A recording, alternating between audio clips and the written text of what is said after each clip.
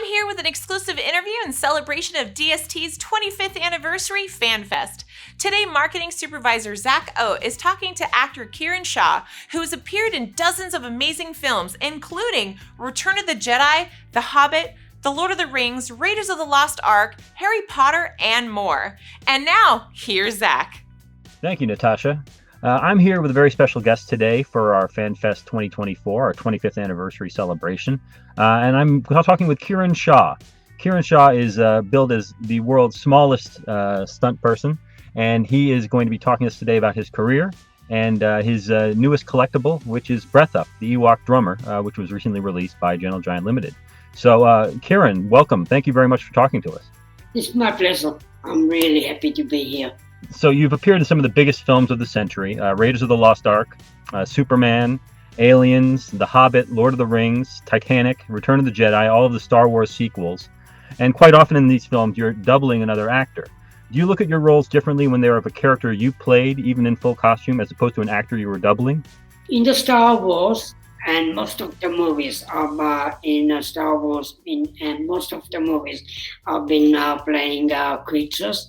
If you talk about Titanic, then I have done stunts on the movies like that. But most of the fantasy movies, apart from Lord of the Rings, I really enjoy doing what I do, and I enjoy creating the body language for all my characters, and I love doing that.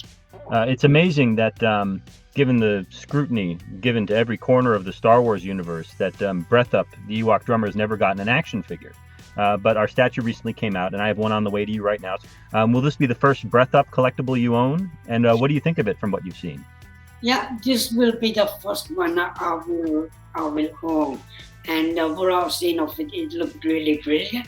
It's really great. I'm really proud of that. I see some what looks like African artwork in the background. What was it like growing up in Nairobi, Kenya?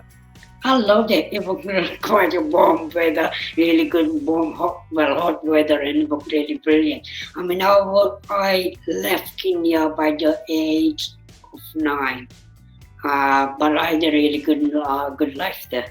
Yeah, playing on the dirt roads and all that. It was really brilliant.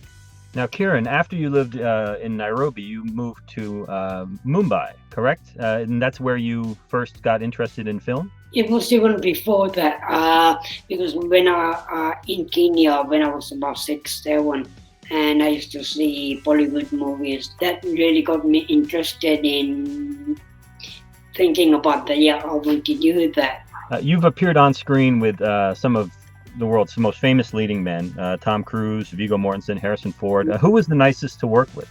I really loved working with all of them, all the leading men, all women actresses. So, the thing is that everybody's different. Everybody's got different sense of humor, and I enjoyed that, hearing this different sense of humor, personality, and all that. But, I loved working with all of them. You've also worked with a who's who of great directors: Terry Gilliam, Ridley Scott, James Cameron, Steven Spielberg. Whose films have you enjoyed working on the most? All of them, because I enjoy what I do. I enjoy doing stunts. It gives me excitement when I'm doing stunts, right? Playing characters or anything. The thing is to work with all these different directors. They've got their own unique sense of humor, and they've got their own technique of filming. So, I learned a lot, and I enjoy working with all these different directors with different ideas and so on. On the set of Lord of the Rings, you hurt your back while you were doing a stunt. It was a potentially career-ending injury. How scared were you at the time when that happened? When I came off the horse, I didn't feel pain, but I was uncomfortable. Paramedics said, I think you've broken your back. And it was right. I did broke my back. And when I learned that, the first few months were really terrible. It was like, all right, what am I going to do with my life now and all that? And I was taken to the hospital. I was in the hospital going through that on the first day. And in the evening, about 50 stunt people came to see me all together, not one by one. And suddenly the head nurse went and went, look, you guys have to go, you have to come one by one. And one of the stunt guy spoke to me and he went, Kiran, I see fear in your eye. And I went, yeah, I am. And he got quiet and I went, well, my life might be over by now. And just the fear. And he goes, you know what? You are going to come back. You are not going to be bedridden, or you're not going to be, if nothing is going to go wrong with you. You are, within a day or two, you'll be back.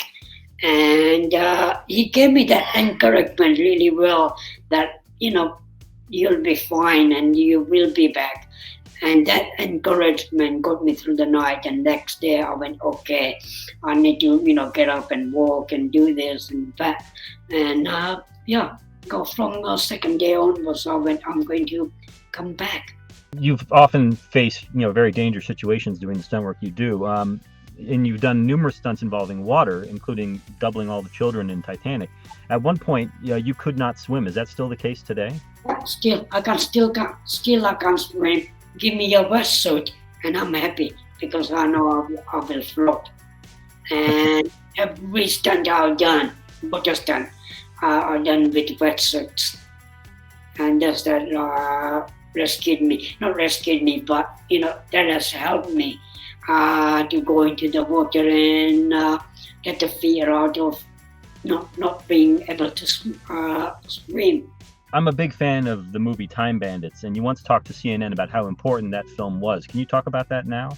Yeah, because Time Bandits changed everything for the little people. Before Time Bandits, there were no such little characters, being seen on the screen, who could be the hero or who could be leading the movie, or even really good parts. Most of the time we were looked down upon as the freaks in the movie. And Gary changed everything. He literally changed the perspective of what that little people can do a lot if given the chance. If they gave out Oscars for stunt work, and they really should, which performance of yours would you consider award-worthy for its complexity or difficulty? A movie called Madeline, and the scene was near the Notre Dame Bridge, the bridge by there. And I was on the top of the bridge, and I jumped into the river Seine, and I think it was about 30 feet high. And I think that was really great because, again, I was wearing a wetsuit, and the wetsuit was the one that I knew that even if I go under, I will come up very quickly. Now, you write poetry. Do you have a favorite poet or one who inspires you? Dylan Thomas is my favorite poet. Reading his poem did inspire me to write, but at the same time to write in my way and not try to, follow up with what he did. And no, that was really good. Dylan Thomas. Kiran, can you tell us about your latest project? Yeah, my latest project the movie that has come out over the Christmas is a Christmas comedy horror movie called There Is Something in the Barn. It's a Nordic mythology movie filmed in Norway, and the story is about a barn elf. And the idea is that if you feed the barn elf, he will do everything for you, all the work for you, cut the wood and plow and everything. But if you don't feed him, especially the porridge over the Christmas, the barn elf can go really, really nasty. And that was with Martin and Amrita. They were leading, and I played the main elf. Thank you so much for talking to us today. It's been great talking with you, and I wish you great luck with the rest of your career. Thank you, and thank you for the interview.